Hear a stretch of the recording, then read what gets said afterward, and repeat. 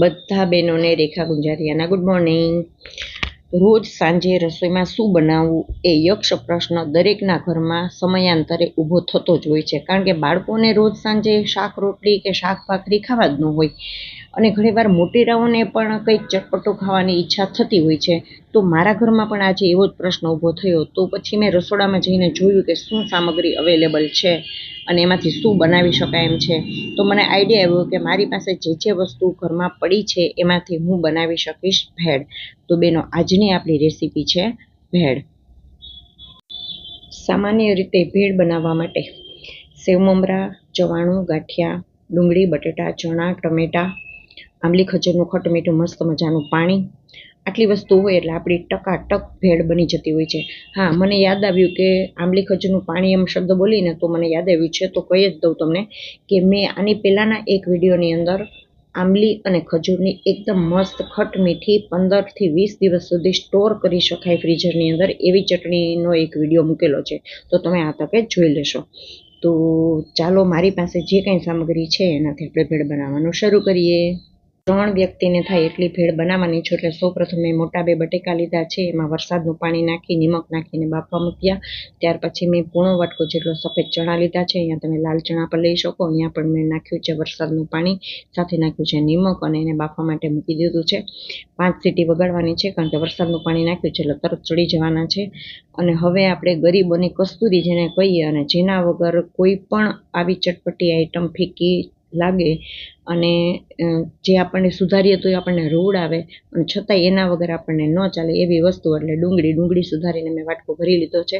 તો બેનો, ચણા પણ બફાઈ ગયા છે અને એકદમ સરસ મજાના, જુઓ તમે, મેં હાથથી દબાવીને ચેક કરી લીધું છે. તો આપણે જોશે ચણા અને બાકીની બધી સામગ્રી જો હું તમારી સામે મૂકી રહી છું.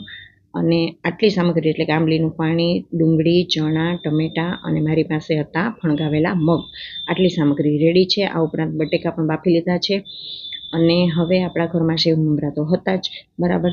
તો આટલી સામગ્રીથી પણ ચટાકેદાર ભેળ બનવાની છે, એ ફાઇનલ વાત છે. અને આવું આપણે ઘણીવાર કોલેજે, સ્કૂલમાં પણ, રિસેસમાં પણ કરતા હોઈએ છીએ. અને મસ્ત મજાનું, જો મેં તમને આગળ વાત કરી હતી ને કે મેં ચટણીનો વિડીયો મૂક્યો હતો, એ આ ચટણી છે. મેં કાચના બાઉલમાં એટલે કે કાચની બોટલમાં ભરીને ફ્રીઝરમાં રાખી દીધી છે. અને આજે મારે જ્યારે ઇન્સ્ટન્ટ ભેળ કરવાનો પ્રોગ્રામનું નક્કી થયું ને, તો મને આ ચટણી તરત જ ઉપયોગમાં આવી. એટલે તમે પણ એ આઈડિયા અપનાવજો, બરાબર છે. તો ભેળ માટેની સામગ્રી ઓલરેડી આપણી પાસે રેડી જ છે.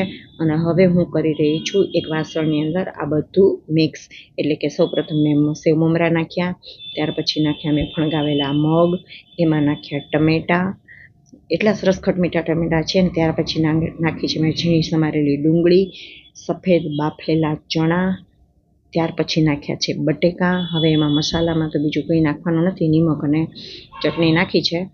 ને હવે જે મહત્વનું ઇન્ગ્રીડિયન્ટ્સ છે એ છે આંબલી ખજૂરની ચટણી. તો કરી દઈએ આ બધાને મિક્સ, અને એકદમ સરસ મજાનું, આમ જોતા જ હવે તો મને મન થવા માંડ્યું છે કે બસ ઝડપથી આ બધું તૈયાર કરીને હું મારી ભૂખને છે સંતોષી લઉં. તો તૈયાર છે આપણી મસ્ત મજાની ઘરમાં રહેલી સીધી સાદી સિમ્પલ વસ્તુથી બનાવેલી ભેળ. બાળકોને પણ મજા આવે અને ક્યારેક આપણને મોટેરાઓને પણ આ વસ્તુ ખાવાની ખૂબ જ મજા આવે. તો બેનો, મને તો તમારી સાથે આ બધી વાતો શેર કરવી બહુ જ ગમે છે. તમને મારા વિડીયો ગમે છે કે નહીં મને અચૂક જણાવજો. તમે ક્યાંથી જુઓ છો એ પણ મને કહેશો તો ગમશે. આપના કોઈ સૂચન હોય તોય જણાવજો. ચાલો મળીએ નવા વિડીયોમાં નવી રેસીપી સાથે, ત્યાં સુધી આવજો.